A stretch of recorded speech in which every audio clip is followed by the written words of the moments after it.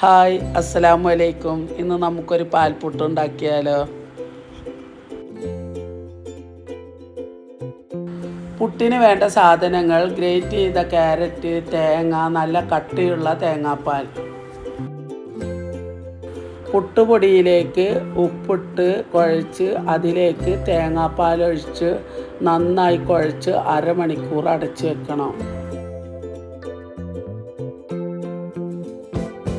അരമണിക്കൂറിന് ശേഷം പൊടിയിലേക്ക് ഗ്രേറ്റ് ചെയ്ത ക്യാരറ്റ്, തേങ്ങ ഇട്ട് നന്നായി മിക്സ് ചെയ്ത് പിന്നെ നമുക്ക് പുട്ട് ചുട്ടെടുക്കാം.